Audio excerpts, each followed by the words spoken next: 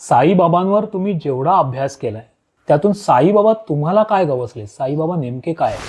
वास्तविक पाहता बाबांचं ओरिजिन हे आता काही म्हणजे लपून राहिलेलं नाही आहे.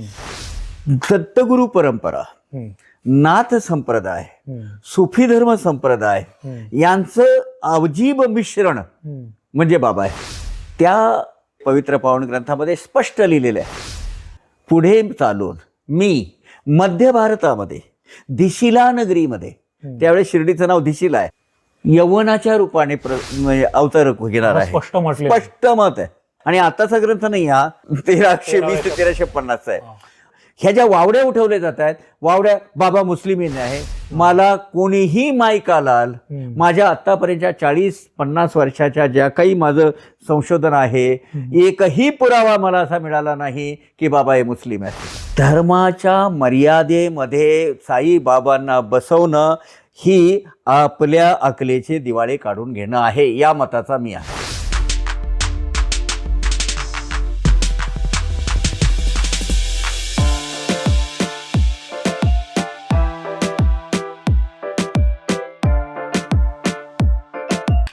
नमस्कार प्रेक्षको, विमर्शच्या आजच्या पॉडकास्टमध्ये तुमचं सर्वांचं मनापासून स्वागत.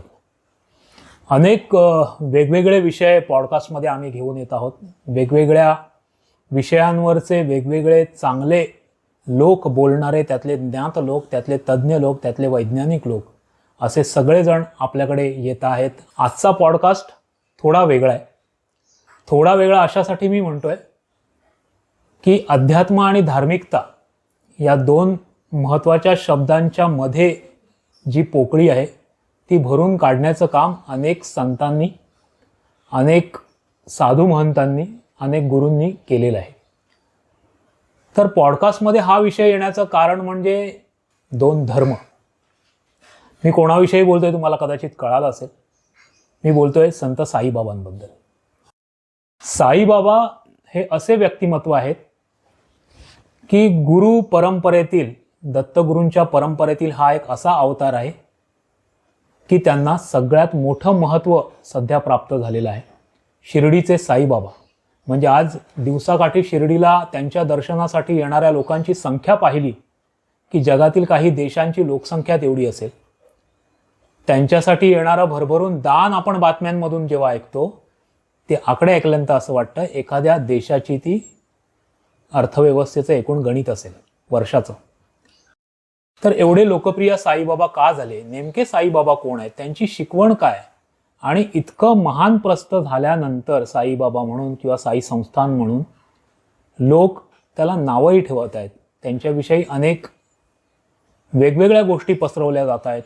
त्यांच्याविषयी ते कोण आहेत याच्याविषयी मतभिन्नता काही आपल्याच धर्मातल्या लोकांमध्ये येते.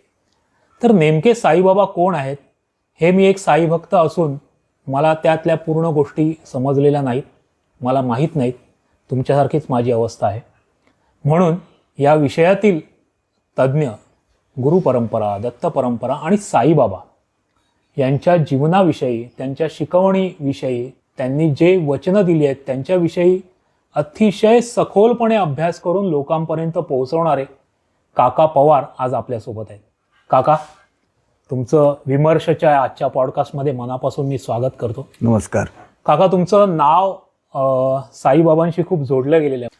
मला जेव्हा जेव्हा साईबाबांच्या अनेक गोष्टींविषयी मी ऐकतो, साईबाबांच्या अनेक गोष्टींविषयी वाचतो, साईबाबांचा ग्रंथ वाचतो आणि तुमचे व्हिडिओज पण पाहतो, असा एखाद्या संतांविषयी अभ्यास करणं, ते पण साईबाबांसारख्या संतांविषयी, हे तसं फार दुर्मिळ आहे. फार कमी लोक आहेत ज्यांनी साईबाबांवर अभ्यास केला आहे, त्यांच्या वचनांचा, त्यांच्या विचारांचा अभ्यास केला आणि लोकांपर्यंत पोहोचवला आहे.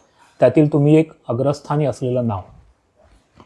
मला तुमच्याकडून एक भक्त म्हणून जाणून घ्यायचं आहे, साईबाबांवर तुम्ही जेवढा अभ्यास केला आहे, त्यांच्याविषयी जेवढं सखोल चिंतन मनन तुमच्याकडून झालं आहे, त्यातून साईबाबा तुम्हाला काय गवसले? साईबाबा नेमके काय आहेत? साईबाबा चं स्वरूप काय आहे असा तुमचा प्रश्न आहे. हो हो.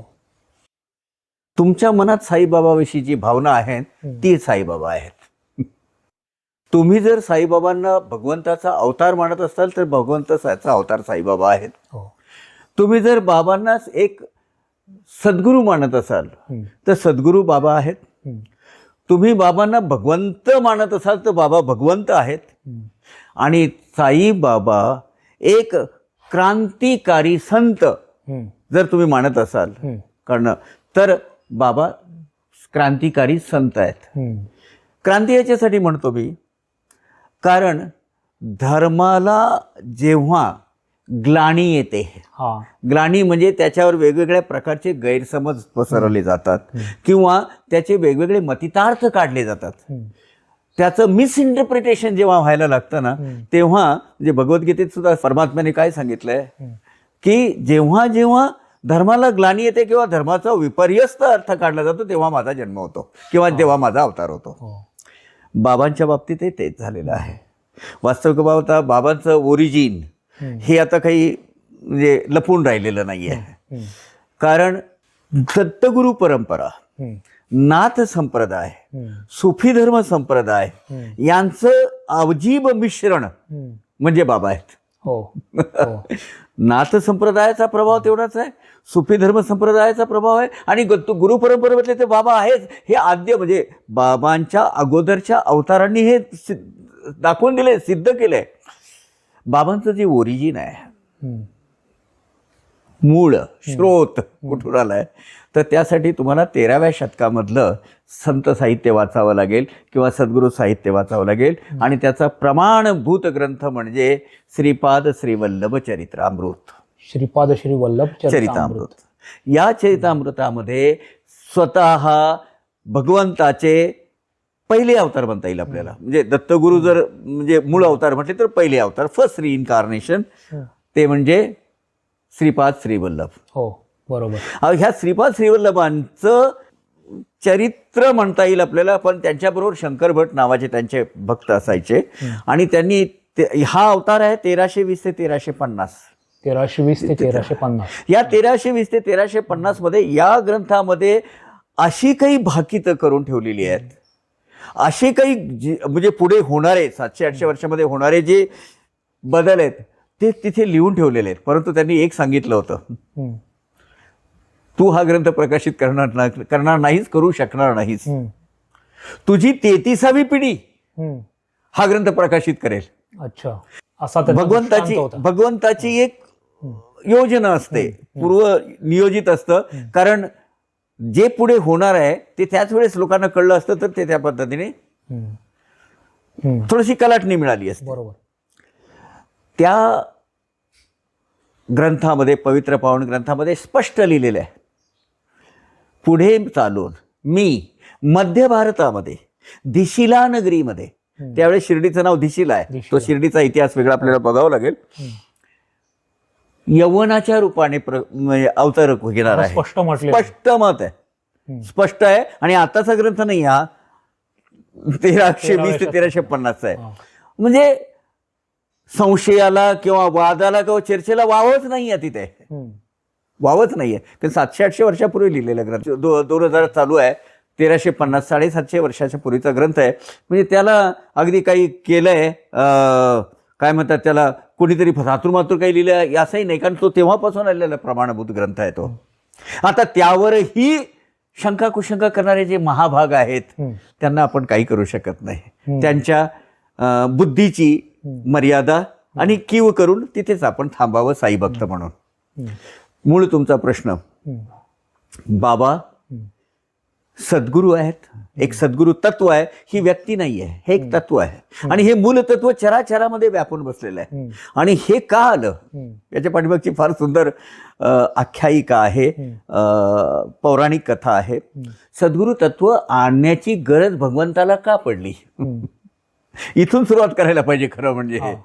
सद्गुरू तत्व एस्टॅब्लिश करण्यापाठीमागे, कारण सद्गुरू तत्वामध्ये काय आहे, ब्रह्मा विष्णू महेश या तिन्हीच्या शक्ती एकत्रित केलेल्या आहेत. आणि तेवढ्याच नाही आहेत, त्याच्यामध्ये आणखी एक चौथा भाव दिलेला आहे, तो आहे करुणाभाव, कारुण्यभाव, क्षमाभाव, दयाभाव. परमेश्वराकडे नाही आहे. परमेश्वराकडे कसल्याही प्रकारची दया नाही, चुकीला माफी नाही, परमेश्वराचं एकदम क्लिस्टल क्लिअर ERP सॅप सिस्टीम आहे. असं केलं असेल तर असं बरेल. कर्म आणि कर्मफलाचा सिद्धांत, त्यातून परमेश्वराने स्वतःला सुद्धा सुटका केलेली नाही आहे.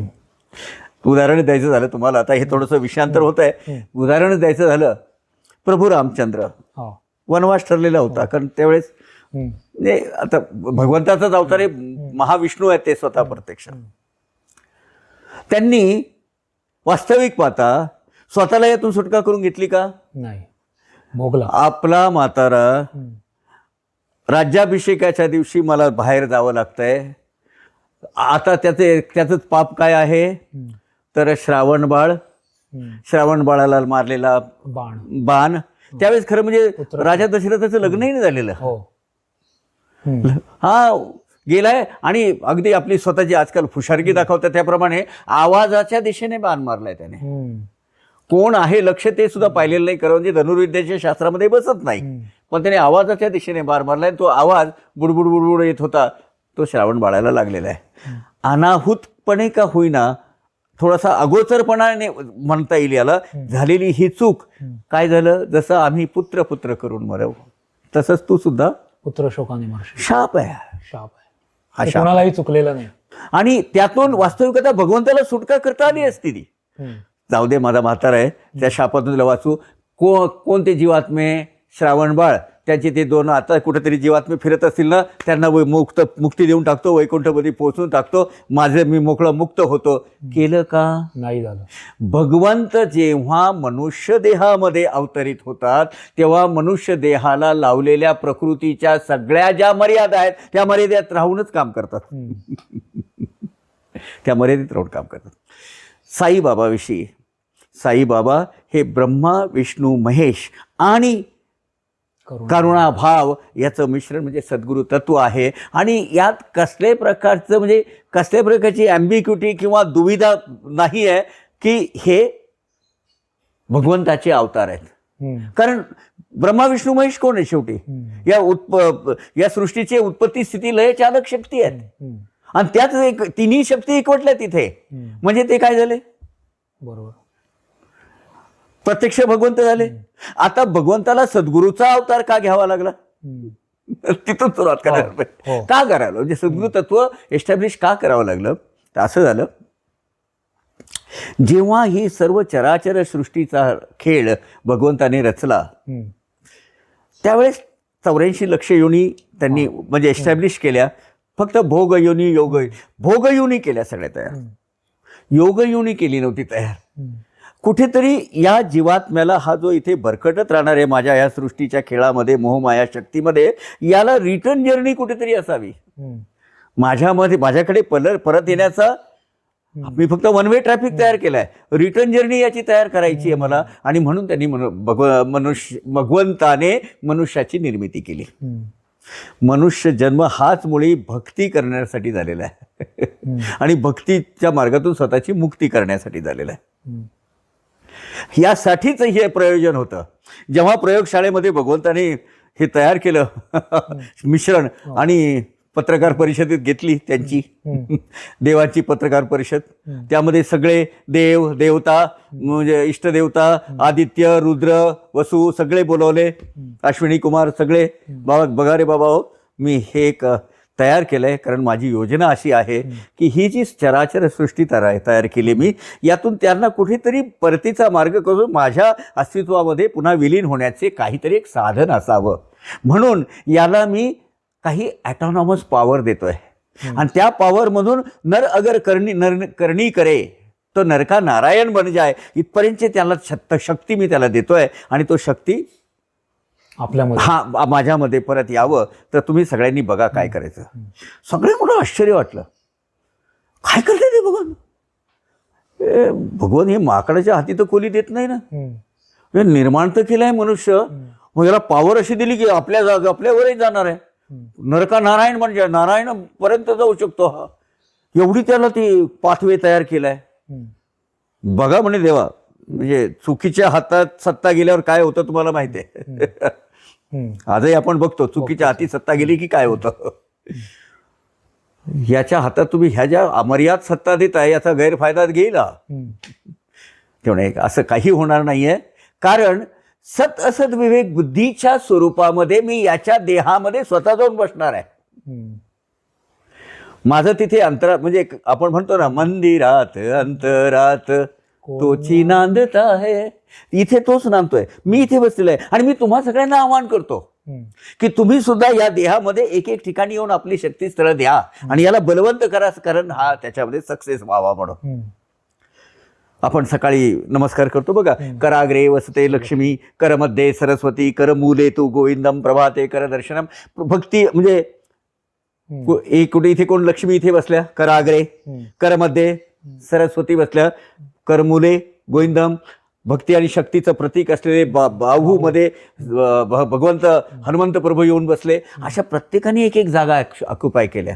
त्याच्यामध्ये कुंडलिनी चक्र, म्हणजे शक्ती केंद्र, हे सगळे एकेका भगवंताने व्यापलेले आहेत ते. आता या सगळी परिषद चालू असताना ॲडमिनिस्ट्रेटिव्ह वर्कमध्ये बिझी असल्यामुळे आता देवाचा देव इंद्र तो जरा उशिरा आला. आणि त्याने पाहिलं, अरे काय आहे, ते असेसमेंट घेतली, म्हणे हे केलंय देवाने तयार, आणि तू तर म्हणे लोकनियुक्त आहेस, किंवा म्हणजे कसं आहे, हिरण्यगर्भस्थ अशी जी परिस्थिती इंद्राची सांगितली आहे, त्याच्यामध्ये हा लोकनियुक्त आहे. त्याच्या स्वतःच्या बळावर तो राजा होतो, परमनंट नाही आहे, लोकनियुक्त आहे तो. तो राजा नाही आहे देवाचा, तो लोकनियुक्त असल्यामुळे तो पंतप्रधानच म्हणू शकतो, तो अध्यक्ष अध्यक्ष होऊ शकतो. त्याची खुर्ची चेंजेबल आहे, कोणी ती ऑक्युपाय करू शकतो, म्हणून विश्वामित्राला दूर ठेवलं त्याने. आता त्या खुर्चीचा दोष आजही आहे. त्यावेळेसही तो खुर्चीचा दोष आहे, तो आपल्या खुर्चीजवळ आजूबाजूला कोणाला भटकू देत नाही. त्याने सांगितलं, अच्छा हा प्लॅन आहे देवाचा, ओके, मला काहीतरी करायला पाहिजे, नाही तर हे 150 रोजचे उभे होतील जीवात्मे आणि मला माझी खुर्ची हलवत बसतील. मग त्याने पाहिलं की सगळे देवादिदेव इंद्रियामध्ये येऊन बसले, याला जागाच नाही आहे. मग त्याने सांगितलं की ठीक आहे, या देहावर नियंत्रण करणारी शक्ती कोणती आहे? पंच ज्ञानेंद्रिय आणि पंच कर्मेंद्रिय. आपण या देहाला याच्या मानाने जी मन आहे ना, मन चित्त बुद्धी अहंकार, पंच ज्ञानेंद्रिय पंच कर्मेंद्रिय, याच्यावर सत्ता गाजूया. मनाची अधिष्ठात्री देवता इंद्र आहे. आणि त्याने काय केलं, आता मन हे नावाचं अवयव शरीरामध्ये कुठे नाही आहे, नाहीये ना. या मन नावाच्या इंद्रियावर, अदृश्य इंद्रियावर, जे या सगळ्या देहावर कंट्रोल करतं, त्यालाच कंट्रोल केलं. आणि ज्या कारणासाठी हा मनुष्य देहाची, मनुष्य प्राण्याची, ही प्रजातीची निर्मिती भगवंताने केली, तोच फेल करून टाकला, कारण त्याला भरकटत ठेवलं. तू कशासाठी आलायस, कासाठी आलाय, याची काय केलं त्याने, म्हणजे त्याचा प्लॅन हे फसून टाकला भगवंताने. भगवंताचा प्लॅन इंद्राने फसून टाकला, कारण नाहीतर त्याचा डळमळीत झाला असतं ना, रोज मोदी व्हायला बसलं असतं कोणीतरी, आहे की नाही. मग त्याने हे केल्यामुळे काय झालं, ही जी गोष्ट आहे, तो जो मनुष्य प्राणी निर्माण केला, एक डिफरन्स त्यांनी सर्व प्राण्यामध्ये मनुष्य प्राण्यामध्ये केला, भगवंताने स्वतःचं स्वरूप दिलं. मनुष्य प्राणी हा एकमेव प्राणी असा आहे की जो भगवंतासारखा दिसतो, आपलं स्वरूप दिलंय त्याला. त्याने फेल झाला म्हणे हा प्रोग्राम. यार मी करायला गेलो, सरकारी योजना तिथे मोठमोठ्या होतात, तळागाळापर्यंत संपून जातात. तसंच केलं, भगवंताने निर्माण केलेली पॉलिसी मॅटर इंद्राने काय केलं, संपवून टाकलं. मग आता याला काहीतरी मार्ग पाहिजे, म्हणून त्याने हे तिन्ही हेड ऑफ द डिपार्टमेंटची एक बॉडी केली, मीटिंग घेतली. ब्रह्मा विष्णू महेश या, अरे असं झालंय, तर हे असं करायला पाहिजे, आता तुम्ही काहीतरी करा, कारण त्या माणसाला परत येण्याचा रास्ता तुम्ही तयार करायला पाहिजे. मग ह्या तिघांनीही सांगितलं, आपण अशी एक शक्ती तयार करू ज्याच्यामध्ये आपल्या तिघांच्या पावर एकत्रित असतील, आणि एक चौथा भाव देऊ त्याला, क्षमा भाव. आपल्याकडे क्षमा नाही, जसा करशील तसा भरशील.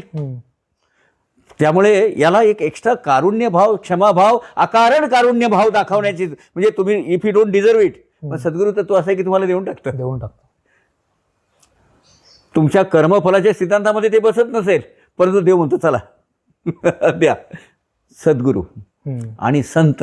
संत कोण आहेत? स अनंत. अनंता समान असलेले ते, ते म्हणजे अनंताच्या सगळ्या पावर ज्यांच्याकडे आहे ते. आता तुमचा पहिला म्हणजे स्वतः भगवंत आहेत. हो. सद्गुरु तत्व या तिन्ही भगवंतांनी निर्माण केलं म्हणून साईबाबा सद्गुरू आहेत. आणि अनंत, अनंताच्या सगळ्या पावर त्यांच्या असल्यामुळे ते संत पण आहे. आणि म्हणून साईबाबा त्यांचं ओरिजिन पाहिल्यानंतर, ही जी आता तुमचा दुसरा प्रश्न होता की कित्येक लोक त्यांच्याविषयी काही काही, तर हा एक एक्स्ट्रीमिस्ट जे लोक असतात ना, एक्स्ट्रीमिस्ट प्रत्येक क्षेत्रात आहेत ते. आपल्याला जे उद्दिष्ट साध्य करण्यासाठी जर साधन शुचितेच्या मार्गाने ते मिळत नसेल तर उलट्या सुलट्या मार्गाने मिळवा. आणि अलीकडे हे खूप सोपं झालंय सोशल मीडियाच्या माध्यमातून. काही अफवा उठवा, त्याला धरबंध नाही, त्याची सत्यासत्यता म्हणजे पडताळून पाहण्याची काही कोणती यंत्रणा नाही. असली ती यंत्रणा तरी तिथपर्यंत जाण्याची सामान्य माणसाची कुवत नाही. जे काही ते बघतात सोशल मीडियावर, हा एक ब्रह्मराक्षस आपण निर्माण केलेला आहे. आणि त्यामुळे अशा प्रकारचे गैरसमज पसरवणारे जाणीवपूर्वक, हेतुपुरस्सर, सुव्यवस्थित म्हणजे एका योजनेअंतर्गत तयार होत आहेत. मी पण सनातनी आहे. सनातन काय, प्राचीन, अति प्राचीन असलेला जो धर्म. आणि धर्म काय, dharma is a set of rule how to behave yourself. बरोबर आहे, बरोबर आहे. हा एक कॉन्स्टिट्यूशन आहे. हे बऱ्याच जणांना माहित नाही. हा, मग हे जर असेल तर मग धर्म हा शिकवतो का की त्याचं ओरिजिन बघा काय आहे. आज बाबांना धर्माधर्मामध्ये वाटून तुम्ही स्वतःचा सत्यानाश करून घेत आहात. जी शिकवण त्यांची मूळ होती, त्यांची शिकवण सबका मालिक एक आहे. आता बाबांचे म्हणजे जर तुम्ही पाहिलं तर जवळजवळ सगळ्या प्राचीन अर्वाचीन अशा संस्कृतीमधले जे देवाचे अवतार आहेत ते असे बाबा सांगायचे. आमचे असे आदम, आदमचे सुने, सुनेचे, अशा त्याच्या पद्धतीने. आणि कोणते कोणते अवतार होऊन गेले तुम्हाला आश्चर्य वाटेल. हिब्रू संस्कृतीमध्ये, मेसोपोटियन संस्कृतीमध्ये जे जे काही अवतार आहेत त्या अवताराची नावं बाबाने तिथे लिहून ठेवलेली आहेत. याच्यापासून हा झाला, याच्यापासून हा झाला, याच्यापासून हा झाला, याच्यापासून हा झाला, याच्यापासून हा झाला. आणि बाबांनी हातात कधी पाटी पेन्सिल घेतलेली नाही, कधीही कोणतंही पुस्तक घेतलेलं नाही. पुस्तक आल्यानंतर त्याच्यात काय म्हणायचे, लोकांना सांगायचे हे तू वाच, याच्या इथे हे तुला कळेल. धर्माच्या मर्यादेमध्ये साईबाबांना बसवणं ही आपल्या अकलेचे दिवाळे काढून घेणं आहे, या मताचा मी आहे. कोणत्याही धर्माच्या मर्यादेमध्ये बसणारं हे सद्गुरु तत्व नाही. हे विश्वव्यापक सद्गुरु तत्व आहे. आपल्याला बाबा एक अवतार, एक ज्ञानी, एक सद्गुरु, नाथ परंपरेवर हे नाथ परंपरेचा त्यांच्यावर प्रभाव आहे असे, आणि सुफी धर्म संप्रदायाचा ज्यांच्यावर जास्त त्यांच्या संपर्कात आल्यामुळे असलेले संप्रदाय, असं अजीब मिश्रण असलेलं एकमेव आहे. म्हणजे एकमेव आजचा अवतार आहे जो एकेकाळी बाबांनी सांगितलं एकदा की एका जन्मात मी कबीर होतो. अच्छा. हा, आता कबीराची जी जीवन प्रणाली आहे म्हणजे टोटल त्याची जर पाहिलं आणि बाबांची जीवन प्रणाली पाहिली तर सगळे सारखेच आहेत, सगळं सारखं. बाबांना आज साईराम म्हणतो, इट्स नॉट इन्सिडेंट, म्हणजे मेर एक ऍक्सिडेंट नाही आहे, हा एक निवड योगायोग नाही आहे. कारण श्रीरामाचे भक्त कबीर महाराज पण होते आणि बाबांना सुद्धा श्रीराम रूपात बाबांनी कित्येकांना श्रीराम रूपात दर्शन दिलंय. म्हणून मी तुम्हाला सुरुवातीला जे माझा प्रश्न तुम्हाला म्हणजे उत्तर दिलं, तुमच्या मनात काय आहे, बाबांना तुम्ही काय मानता, ते बाबा आहेत. आता माझं म्हणजे वैयक्तिक म्हणून मी सांगत नाही, पण एक लगाव लागतो.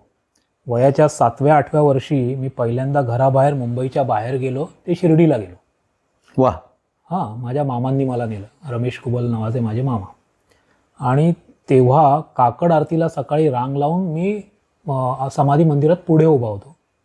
ते सगळे षोडशोपचार तिथे बघून पूर्ण केल्यानंतर मला माहीत नाही त्या मूर्तीमध्ये मला भरपूर प्रेम जाणवलं. 7-8 वर्षाचा मला काय कुठली निरागस म्हणजे मन असतं आपलं, तिथपासून जो भाव माझ्याशी जोडला गेला की साईबाबा किंवा ते शिर्डीचं ठिकाण किंवा तिथे जाणं याची जी उत्सुकता असते, ते रोज सांजारती त्या दिवसापासून घरी आल्यापासून ते आजही सांजारती, आजही संध्याकाळी त्याच्या पाठीमागचा मागोवा घेण्याचा तुम्ही कधी प्रयत्न केलात का? नाही केला. हा हा तुमचा प्रश्न सांगा अगोदर. माझं मी तुम्हाला तेच सांगतो, असं प्रत्येकाचं आहे. म्हणजे आज मुंबईमध्ये, पुण्यामधून हजारो लोक वेगवेगळ्या मोसमामध्ये पायी शिर्डीला जाताना दिसतात. तर हे प्रेम आहे. अजून कळलेलं नाही आम्हाला साईबाबा कोण आहे. म्हणजे कदाचित आमची तेवढी कुवत नाही असं मी समजेन, पण ते जडलं नातं, ते प्रेम त्यांच्यावर झालेलं आहे.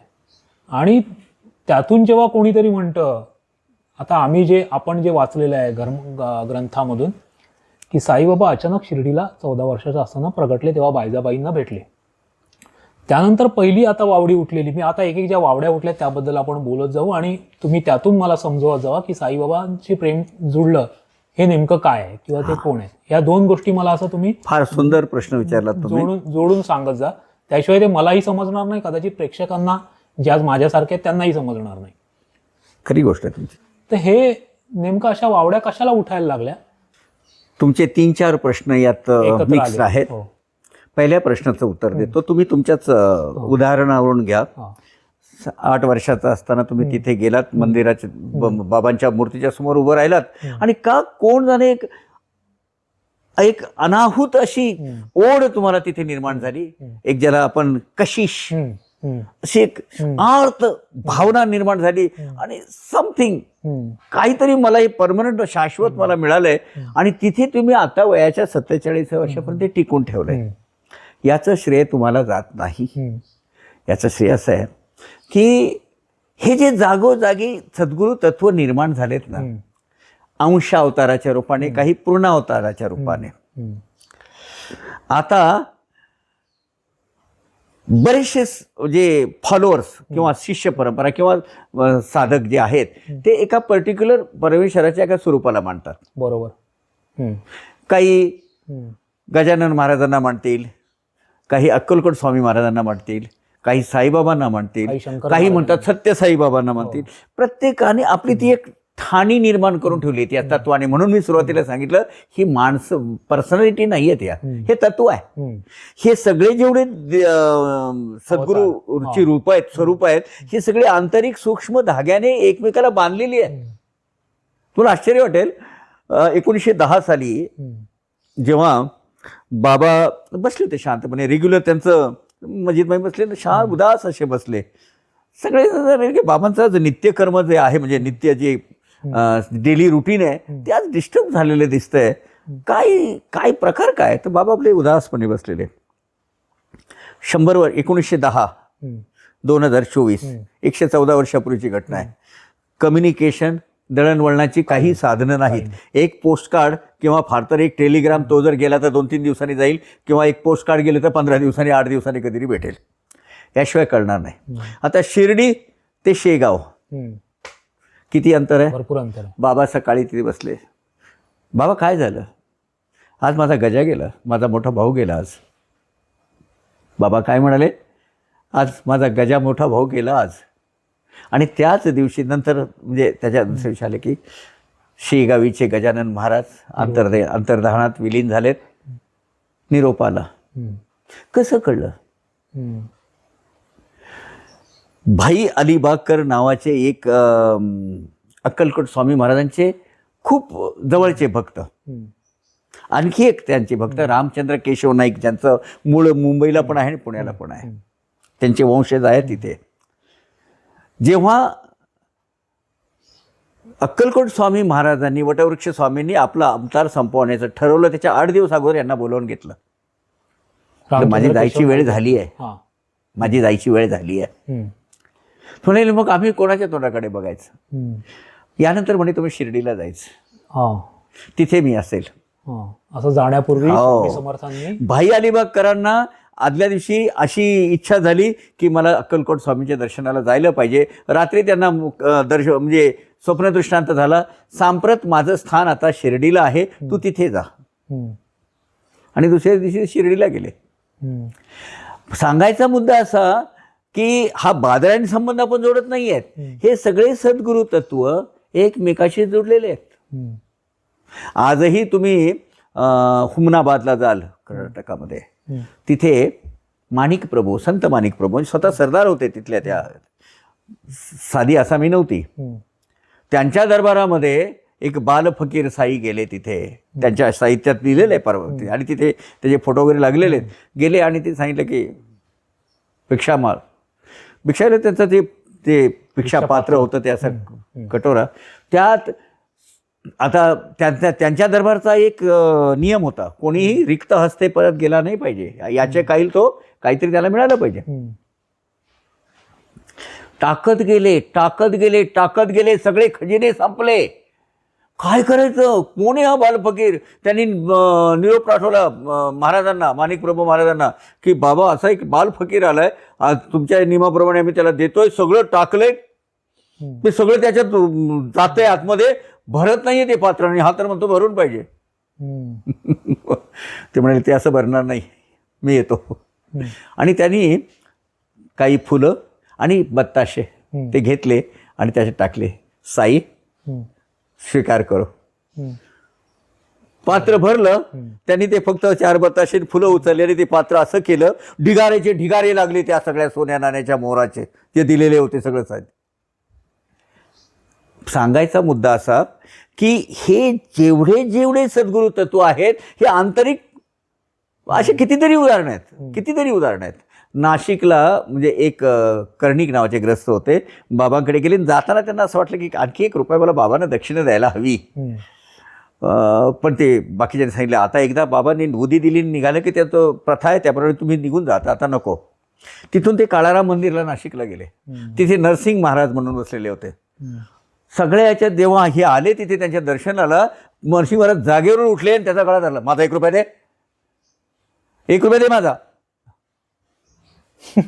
त्या बाबांनी तिथे त्यांची द्यायची जी इच्छा होती ती यांनी घेतली.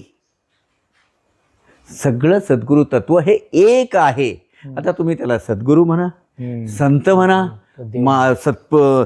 सिद्ध पुरुष होऊ शकत नाहीत, कारण सिद्धी या काय आहेत, सिद्धी ह्या टेम्पररी आहेत, हे सिद्धीचे प्रदाता आहेत. सिद्धीचा प्रभाव जास्त राहत नाही. आजचे हे जे अनंत कोटी ब्रह्मांड नायक जे बसलेत ना आजूबाजूला सगळे, हे सगळे सिद्धीच्या जोरावर बुवा पण झालेले, यांच्या सिद्धी केव्हाच संपलेल्या आहेत. पण महाराज पण टिकून आहे, अशाच्या नादी लागू नये. आपलं आता तुमचा पहिला प्रश्न मी घेतो, का तुम्हाला ती का ओढ लागते आणि ती कशी धरली जाते? असं आहे, जसं आता एज्युकेशन, तुम्ही कोणत्या युनिव्हर्सिटीचे ग्रॅज्युएट आहात? मुंबई. एक पर्टिक्युलर लेवल बी मेकॅनिकल तिथे पण आहे, बी मेकॅनिकल इकडे पण आहे. सिलेबस वेगळा असेल, काम शिकवण्याची पद्धत वेगळी असेल, परंतु एका पर्टिक्युलर लेवलवर दोघांना एक डिग्री दिली जाते. आता तुम्हाला मुंबई युनिव्हर्सिटीच्या सांगितलं विचारलं की हैदराबाद युनिव्हर्सिटीचं तुझं काय मत आहे, तुम्ही काय म्हणाल? नाही सांगता येणार. अगदी विचारलं तर सांगाल पण नको, आमची मुंबई चांगली, हो की नाही? अध्यात्मामध्ये असं नाही आहे. अध्यात्मामध्ये प्रत्येक ठिकाणी ही जी सद्गुरु तत्वाची स्थानी वसवलेली आहेत, त्या पर्टिक्युलर जीवात्मा त्यांच्या आजूबाजूला जे त्यांच्या प्रभाव क्षेत्रात येणार आहेत त्यांचा उद्धार करण्याचं दायित्व त्या सद्गुरु तत्वाकडे दिलेलं असतं. आता तुम्ही स्वतः विचार करा, तुम्हाला साईबाबा का आवडतात? अक्कलकोट स्वामी महाराज का नको? तुम्हाला शेगावीचे महाराज का नको? साटम महाराज का नको? शंकर महाराज का नको? सगळे सद्गुरु तत्व आहेत. त्याचं कारण असं, कारण तुमच्या जीवात्म्याचा आध्यात्मिक उद्धार करून तुम्हाला जन्म प्रतिजन्म वाढत वाढत उद्धार करत प्रगती करत करत तुम्हाला वैकुंठ पदापर्यंत नेऊन जाण्याची जबाबदारी साईबाबांकडे, म्हणून तुम्ही त्याच्याजवळ जाता. या देशामध्ये 140-150 करोड लोक आहेत. साईबाबांचे भक्त सगळे आहेत का? नाही. साईबाबा त्यांनाच घेऊन येतात ज्यांचा त्यांना उद्धार करायचा आहे, म्हणून तुम्हाला त्यांनी घेऊन गेलंय 8व्या सालीत. आणि हळूहळू तुम्ही आता या लेवलवर आलात. याचं कारण तुम्ही तुमचा उद्धार करता देवाला ओळखलंय, तुमची त्याची ओळख झाली आहे. बाबा सांगायचे, गुरु छाछ पिना छान के और गुरु करना पहचान के. तुमचा प्रवास सुरू होईल. तुमच्या आयुष्यामध्ये 5, 10, 20 गुरु कितीतरी येतील, पण शेवटी डेस्टिन्ड गुरु तुम्हाला जेव्हा भेटेल की हे माझे उद्धारकर्ते आहेत, तिथे तुमची तो शोध अध्यात्माचा शोध तिथे संपून जाईल. तिथे तुम्ही टिकाल. मला वाटतं मी तुमच्या प्रश्नाचं उत्तर दिलं मिळालेलं आहे. ओम साईराम. बरं, आता हे जी वावड्या उठतात की साईबाबा इथून आले, साईबाबा तिथून आले, साईबाबांचं मूळ औरंगाबादला आहे, औरंगाबादला आहे, त्यांचा जन्म तिथला आहे, त्यांचं कुटुंब तिथे होतं, कुलकर्णी आडनाव होतं, तर हे नेमकं काय? असं आहे, 2 प्रकारच्या भूमिकेतून हे तुम्हाला पाहायला पाहिजे. तुम्ही पवार काका एक रिसर्चर, साईबाबांच्या चरित्राचे अभ्यासक म्हणून तुम्ही प्रश्न विचाराल तर माझी उत्तरं वेगळी असतील. पण साई भक्त पवार काका म्हणून तुम्हाला विचाराल तर माझी उत्तरं वेगळी असतील. त्याचं असं कारण असं आहे, बाबांनी मुद्दाम हा इतिहास गौण ठेवला. गौण का ठेवला तुम्हाला एक अगदी ठळकपणे लक्षात येईल. इतर संत साहित्य आणि बाबांच्या साहित्यामध्ये फरक आहे. इतर संतांचे जे आहेत ना ते चरित्र आहेत, आणि बाबाचा हा जो ग्रंथ आहे ना श्री साई सच्चरित आहे. चरित्र नव्हे, चरित्र नाहीये, सच्चरित. चरित म्हणजे आचरण.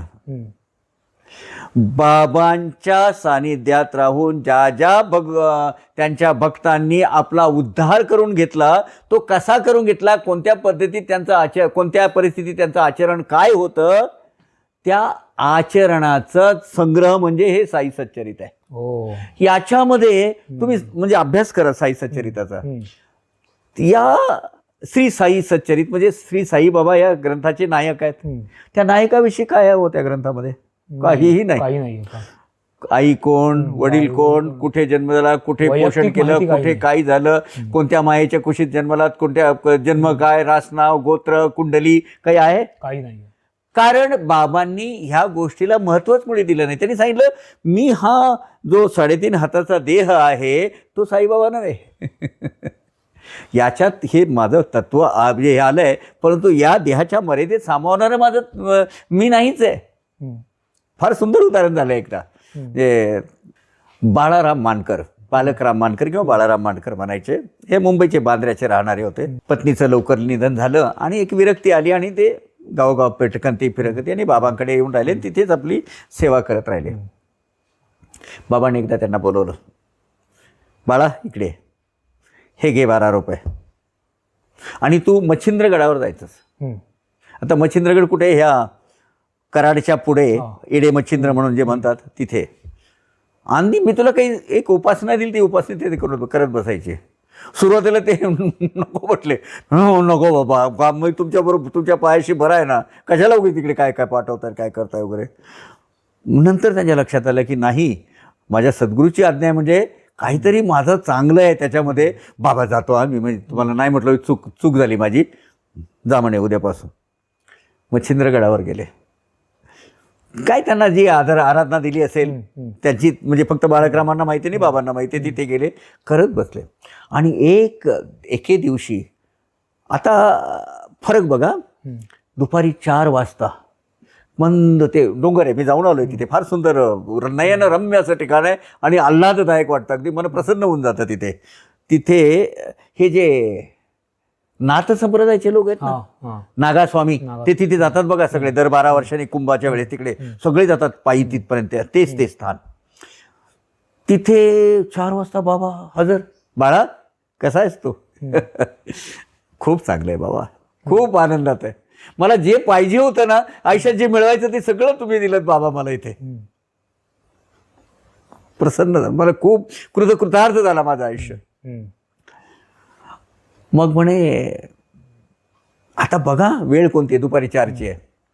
जेव्हा भगवंताला एखादा तुम्हाला एक दृष्टांत द्यायचा असेल किंवा एक अनुभूती द्यायची असेल, तर ती आवाजाच्या माध्यमाने, प्रकाशाच्या माध्यमाने, विजेच्या कल्लोळाच्या माध्यमाने, स्वप्न दृष्टांताच्या माध्यमाने, कधी कधी प्रत्यक्ष येऊन, फार अगदीच पुण्यवान असेल तर तिथे अशा पद्धतीने तुम्हाला त्याच्या अनुभूती होतात. इथे तर दुपारी 4 वाजता, शक्यतो हे ब्राह्ममुहूर्तावर होतात, आणि इथं तर दुपारी 4 वाजता बाबा समोर असे. आणि डोळ्यात पाणी आलं बाळकरामाच्या. म्हणाले, बाबा मला एक प्रश्न अजून राहिलाय, पण जे तुम्ही मला दिलं इथे ते तुम्हाला शिर्डीला देता आलं असतं, त्यासाठी मला एवढं लांब पाठवायची गरज काय? बाबा म्हणाले, तुझ्या भक्तीच्या जे विचार किंवा भक्तीच्या ज्या काय म्हणतात मर्यादा, त्याच्या विस्तारित करण्यासाठी तुला इथे पाठवलं. शिर्डीत असताना माझा हा 3.5 हाताचा देह, यालाच तो साईबाबा समजत होता. फार सुंदर ओवी आहे साई चरितामध्ये, फार सुंदर ओवी, मला खूप आवडते. आता जो मी तेथे तोच की मी येथे. मी तुझ्या समोर उभा आहे, शिर्डीत तिथे आहे ना, तेथून पाठविले मी तुला इथे, ते येच निमित्त तू जाणं. शिर्डीत असताना हा 3.5 हाताचा हा देह तू काय समजत होतास? साईबाबा समजत होता. तुझ्या भक्तीच्या मर्यादांचा, कक्षेंचा विस्तार करण्यासाठी तुला इथे पाठवलं. कारण का? मी एक विश्वव्यापक शक्ती आहे हे जाणण्यात, त्याची जाण तुला होण्यासाठी म्हणून तुला इथे पाठवलं. आता काय होत आहे, कर्मकांडामध्ये जे विश्वास ठेवतात, असं नाही की मी कर्मकांडाच्या विरोधात नाहीये, ज्यांना त्यात आनंद मिळतो, त्यातून भाव जागृत होतो, ज्यांनी करावं त्यांनी करावं त्याचा. परंतु काय झालं, एक मध्ये एक असा काळ मध्ये येऊन गेला की कर्मकांड म्हणजेच भक्ती, अशा पद्धतीची विचारधारा एस्टॅब्लिश झाली. लोक हे म्हणजे सत्यनारायणाची पूजा घातलीच पाहिजे घर बांधलं की, नाही घातली तर ते पावत नाही, घरामध्ये वेगवेगळ्या प्रकारचे प्रॉब्लेम चालू होतात. अशा प्रकारचं काहीतरी एक विकृतीकरण सुरू झालं. आणि त्या काळी बाबांचा अवतार झाला. बाबांनी सांगितलं, भाव पुरे मज प्रेमाचा, नको मला बोकड कोंबडा, नको मला टका डोकडा, एक भावाचा भुकेला रोकडा, मजला फार थार ते ठाई. नको मला अष्टोपचार, नको मला षोडशोपचार, एक म्हणजे एक काय म्हणतात भाव अपरंपार. हे जे आहे म्हणजे काय, मला भगवंताला कोणतं कलरचं फूल वाहू, दुर्वा वाहू का मोदक वाहू, या बोटाने गंध लावू की या बोटाने गंध लावू. हातात ते हे केल्यानंतरच असं असं आरती अशीच ओवाळायची, अशी नाही ओवाळायची वगैरे. हे जे दृढीकरण चाललं होतं त्याच्या विरोधात बाबांनी, मला तर वाटतं कर्मकांडांच्या भक्ती याच्यामधून, शृंखलेमधून भक्तीला मुक्ती करण्याचं काम बाबांनी केलं. म्हणून बाबा क्रांतिदेव, बरोबर, हा लोकनायक आहे, हा लोकदेव आहे. तुमच्या आमच्यात उठणारा, तुमच्या आमच्यावर बसणारा, तुमच्या आमच्यामध्ये दुःख सुख वाटून घेणारा. एवढंच नव्हे तर तुमच्या आमच्या सुखदुःखात त्या सहभागी होत असताना तुमच्या ताटातल्या भाजी भाकरीवर राजी असणारा देव आहे. याला काही 56 भोग लागत नाही लागत. काय बाबांना, म्हणजे आता ते सजा फॅरेटिसिझमच सुरू हळूहळू रुरल चाललाय. तो असा पिठलं भाकरी म्हणजे बाबांना आवडते. अरे ती त्यावेळेची मर्यादा होती. बाबा काय म्हणतात, मला माझे भक्त ज्या स्थितीत ठेवतील त्या स्थितीत मी राहील, मला गरज नाही आहे त्याची. मी हा म्हणजे ते आनंदी आनंद तत्व आहे, त्याला काही याचं नाही. परंतु तुमच्या भावना व्यक्त करण्यासाठी तुम्हाला जे काही द्यायचंय ते तुमच्यासाठी तुम्ही द्या, त्याचा उपयोग तुमच्यासाठी करा. आणि मला खूप आनंद वाटतो की जे काही कॉन्ट्रीब्युशन आज शिर्डीला तिथे जातं, आता तो शासनाचा सहभाग वगैरे काही तो भाग ठेवून द्या, त्यात काही वाईट नाही आहे. शासनाचा सहभाग असावा, कारण त्याचं पूर्वनियोजित असं सुनियोजित असं त्या पैशाचं नियोजन होतं, त्यातून लोक कल्याणकारी योजना होतात. आज तिथले चालणारे शिर्डी संस्थांमध्ये चालणारे हॉस्पिटल, स्कूल्स, ज्ञानदानाचं काम, अन्नदानाचं काम, हे काय आहे? ही बाबांच्या शिकवणीचे एक प्रकार आहे. म्हणून ह्या ज्या वावड्या उठवल्या जात आहेत, वावड्या बाबा मुस्लिमीन आहे, मला कोणीही मायका लाल, माझ्या आतापर्यंतच्या 40-50 वर्षाच्या ज्या काही माझं संशोधन आहे, एकही पुरावा मला असा मिळाला नाही की बाबा हे मुस्लिम आहेत. जन्माने, धर्माने, जन्माचा तर पत्ताच नाही. आज कोणीही छाती टोकपणे सांगू शकत नाही कोण आहे ते. पण काही, आता तुमच्या पुढच्या प्रश्नावर येतो की पात्रीवाले म्हणतात किंवा याच्यावाले म्हणतात, याच्यावाले म्हणतात. हा प्रयत्न आता नाही झाला. बाबांच्या म्हणजे देहधारी बाबा असताना तेव्हापासून झाला तेव्हाही प्रयत्न. झाला? तेव्हाही झाला की बाबांचं मूळ स्रोत काय हा शोधण्याचा प्रयत्न मोठमोठ्या लोकांनी केला. दासगणू महाराजांनी केला. बरे काही त्रोटक वाक्य बाबा काही उच्च कोटीच्या भक्ताकडे बोलून पण गेले. परंतु याचं ऑथेंटिक पुष्टीकरण बाबांनी स्वतः केलं नाही आणि ते लपून ठेवलं. मग साई भक्त म्हणून मी काय करायला पाहिजे, त्याची वाच्यता आणि वळबोळ नको. अगदी खरं बोल. जे बाबांना नाही आवडते ते आपल्याला नाही करायचं. पण पण पण पण जो एक संशोधक वृत्तीची जी खाज असते ना ती गप्प बसू देत नाही माणसाला. मग ते बाबांनी कसं काय करावं, कुठे गेले असतील, कसे राहिले असतील, कुठे काय, असे शोधत शोधत शोधत शोधत शोधत सुखाने शोधायला लागले. आणि पाथरीचा जवळपास परिस्थितीजन्य पुरावे सरकमस्टन्शियल एव्हिडन्सेस कोर्टाच्या भाषेत बोलतो मी, त्याहून थोडाफार बाबांचा त्या क्षेत्राशी संबंध असावा, जवळचा संबंध आला असावा. त्या पण एकट्याहून बाबांचा तिथे जन्म झालाही सांगता येत नाही. मी तर या निर्णयावर म्हणजे माझं संशोधन शेवटी इथे येऊन थांबलंय. बाबाचा जन्मच नाही झाला. हो, प्रकट आहे, स्वयंभू आहेत, अयोनिज आहेत. आणि हेच काकासाहेब दीक्षितांनी सांगितलं. प्रस्तुत लेखकाला त्यांनी प्रस्तावना लिहिली, साई सच्चरिताची उपोद्घात लिहिलाय. त्यात स्पष्ट सांगितलं, सगळ्या जणांच्या सगळ्या थिअरी मांडल्यात, बऱ्याच जणांनी मांडल्यात. सत्यसाईबाबांनी मांडली वेगळी, दासगणूंनी वेगळी मांडली, तुमच्या नरसिंह महाराज कोणी कोणी ज्यांनी टाकली त्यांनी. परंतु सगळ्या स्टडी केल्यानंतर मी या निर्णयाला स्वतः आलोय, बाबा हे स्वयंभू प्रकट झालेले आहेत. याला कसल्याही प्रकारचा कुठलाही आधार काय नाही आहे, म्हणजे जन्म झाला याचा आधार नाही. हा एक आधार मात्र मी तुम्हाला स्पष्ट सांगतो. उपासनी महाराजांनी एक साई महिंद स्तोत्र लिहिलेलं आहे आणि तेच खरं आहे आणि बाबाला तेच लागू होतं. अजन्मा अजन्माद्य मेकम परब्रह्म साक्षात स्वयं संभवम राममेवावतीर्णम. स्वयं संभव म्हणजे स्वयंभूपणे प्रकट झालेला हा रामाचा पूर्ण अवतार आहे बस. आणि अजन्मा आहे, साक्षात परब्रह्म आहे, अजन्म आहे, हा जन्मलेला नाही. आणि हीच सत्य आहे. हे जे वावड्या उठवणारे लोक आहेत ना, एका विशिष्ट उद्देशाने प्रेरित होऊन हे वातावरण दूषित आणि गढूळ करण्याचा प्रयत्न करत आहेत. तुम्ही फार चांगलं काम करताय की हे जे आहे हे लोकांपर्यंत पोहोचलं पाहिजे. पोचवा, त्यांना बाबांचं सत्य स्वरूप कळू दे. सत्य स्वरूप काय आहे? अनंत संत आहेत, सद्गुरू आहेत, अवतारी पुरुष आहेत, सिद्धी त्यांच्या जागी लोटांगण घालतायत, म्हणजे सिद्धी प्रदाता आहेत. सिद्धी पुरुष नाही, सिद्ध प्रदाता आहेत आणि भगवंत आहेतच आहेत. ओम साईराम. बाबांवरच्या गप्पा अशा आपल्या चालूच राहतील. आजचा विषयच खरं वेगळा आहे आणि त्यासाठी पवार काका आपल्या सोबत जोडलेले आहेत. ह्यांच्या बोलण्यातून किंवा आजच्या आपल्या विषय तुम्हाला जर आवडला असेल, तुम्हाला या बोलण्यातून, आजच्या चर्चेतून काही बोध होत असेल, तर विमर्श हे आमचं चॅनल नक्की सबस्क्राईब करा, हा व्हिडिओ लाईक करा. आणि तुम्हाला आणखीन कोणत्या विषयांवरती व्हिडिओज हवेत हे जर सुचवायचं असेल तर खाली कमेंटमध्ये नक्की सुचवा. आम्ही त्या बाबतीत विचार करू आणि लवकरच तुमच्या पसंतीचे व्हिडिओ तुमच्यापर्यंत आणण्यासाठी आम्ही प्रयत्न करू. पण तत्पूर्वी हे चॅनल सबस्क्राईब करायला आणि लाईक करायला विसरू नका. ओम साईराम.